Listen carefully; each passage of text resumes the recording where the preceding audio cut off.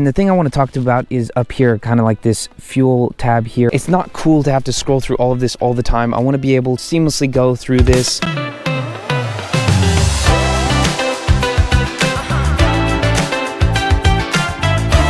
What's up guys, we are out here again. Wanted to take you through some of the TFT settings on the bike and show you how to clean up some of your screens so you don't have so much crap all over the place. I can't believe I haven't done this sooner. So let's check it out. And the thing I want to talk about is up here, kind of like this fuel tab here. On the road, if you're having to scroll through a lot of this, like if you see the way it comes stock is you have to scroll through everything. That's a lot of time I'm spending going through all of that, trying to figure out how much fuel I've got in the bike or switching back and forth.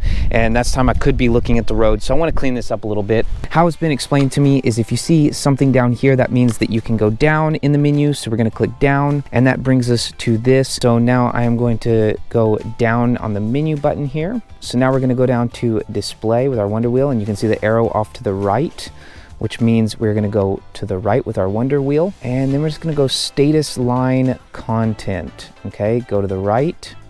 So now you can see everything on here that's checked. I mean, that's just way too much. I don't care. I'm gonna swip to the right on my wonder wheel, get rid of that. Current distance, no, no. Consumption, no, no. If I wanna look at that, I'll look it up later. Riding time, don't care. Riding time 2, don't care. Brakes, don't care.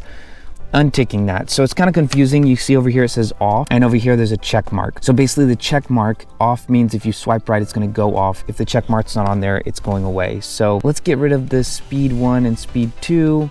Tire pressure I want because I check that often. I'm going to scroll back up and total distance. I'm going to leave that on there.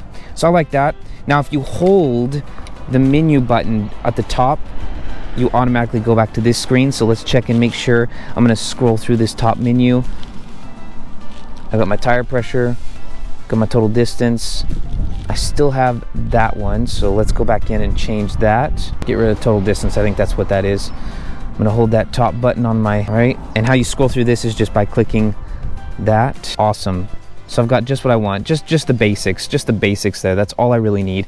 Just a quick tip, if you guys are going into settings, you're trying to set the time, just go into system settings, it's right there. And you've got date and time, go in and edit this however you choose. I don't actually like connecting with the BMW Connect to the bike. I don't like having my phone connected because it messes with my, then I can't connect for some reason with my, I know there's a way to do it, but then I'm not able to connect with my Bluetooth on my helmet, which I don't really like. So that's something I just kind of leave off. The mapping settings on the screen are not that great, so I just don't mess with that. All right, guys, I am gonna go hit the road and hit some of these twisties out here. Check out this view, absolutely incredible.